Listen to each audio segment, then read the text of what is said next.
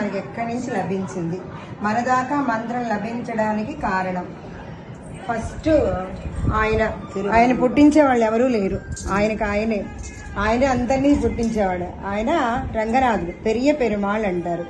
ఆయన నుంచి పెరియ పిరాటి అంటారు. ఆ అమ్మకి ఉపదేశం చేశారనమాట. అక్కడ వారి నుంచి విశ్వక్సేనులు, సేన మొదలయ్యారంటారు. ఆయన ఎవరు పేర్లు రాసేవాళ్ళు లేరు, ఇంతమంది నాకేమో తీరట్లేదు. సేన మొదలయ్యారంటారు. అమ్మ ఆయనకి ఉపదేశం చేస్తుంది. ఆయన నుంచి నమ్మాళ్ళ వారికి ఉపదేశం చేస్తారు. నమ్మాళ్ళ వారు శ్రీమన్నాథములకు ఉపదేశం చేస్తారు.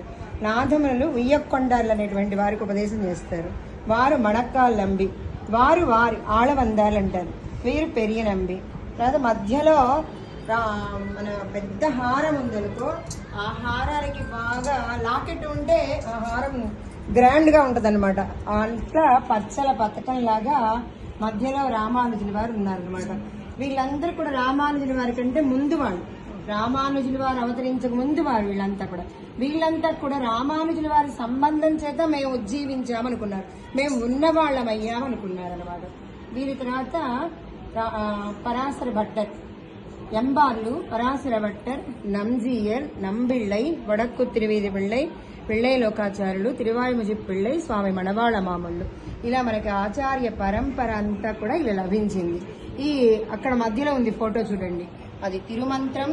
నరుడుగా నారాయణుడిగా ఆయనే అవతరించి ఆ మంత్రాన్ని ఉపదేశం చేస్తాడనమాట.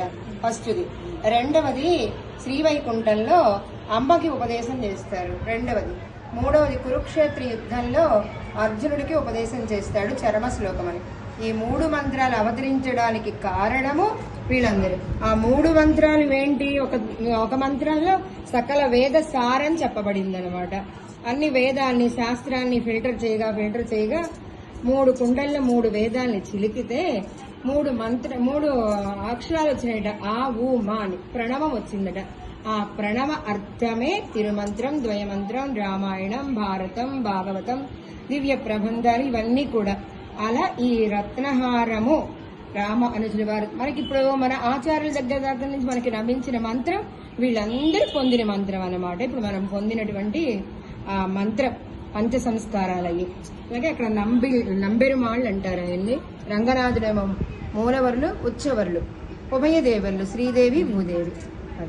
ఇది ఇంతవరకు ఆచార్య రత్నహారం. ఇది తర్వాత తిరువేంగడం అంటే తిరుమల, అయోధ్య, తర్వాత శ్రీవిల్లిపుత్తూరు, ఇది శ్రీరంగం, తిరువరంగం. ఇది మధురైలో అవతరించాడు ఈయన, వడమధుర అంటారు. మధురలో అవతరించిన వాడు కృష్ణయ్య, మధుర. తర్వాత మేల్కోట, తిరునారాయణపురంలో స్వామి యొక్క పాదాల దగ్గర ఉంటుంది అమ్మ. ఇది తిరునారాయణపురం. ఇది కాంచీపురం. ఈ 4 చోట్ల కూడా రామానుజుల వారికి గొప్ప విలక్షణమైనటువంటి వైభవం ఉంది. ఈ 4 చోట్ల కాంచీపురం, తిరుమల, శ్రీరంగం, మేల్కోట. శ్రీరంగంలోనేమో 2 విభూతులు ఉంటాయి మనకి, నిత్య విభూతి, లీలా విభూతి. ఈ 2 విభూతుల్ని కూడా రామానుజుల వారికి అప్పగించేస్తాడు. ఇక నాది కాదు బాధ్యత, నీవే చూసుకోవాలి అని. ఇప్పుడు రామానుజుల వారు అనుగ్రహిస్తేనే మనకి శ్రీవైకుంఠం లభిస్తుంది. ఆయన పెరుమాళ దగ్గరికి వెళ్ళినా మనకి ఆయన ఇవ్వడు అనమాట. ఈయనకి ఇచ్చేస్తాడు. ఈయనకి ఆ సంపదనంతా కూడా. నిత్య విభూతి అంటే ఎప్పటికీ ఉంటుంది. ఇప్పుడు ఇది ప్రళయం వస్తే ఇది అయిపోతుంది. ఈ విభూతి లీలా విభూతి అంటారు. అనేక లోకాలతోటి ఉందన్నమాట. ఈ విభూతి ప్రళయం వస్తే వెళ్ళిపోతుంది. కానీ నిత్య విభూతి అనేది ఎప్పటికీ ఉంటుంది, నిత్యంగా ఉంటుంది అన్నమాట. ఆ విభూతిని అంటే ఇక్కడ ఎంత ఉందో దీనికి 3 ఇంతలుగా ఉందన్నమాట. శ్రీవైకుంఠం నిత్య విభూతి.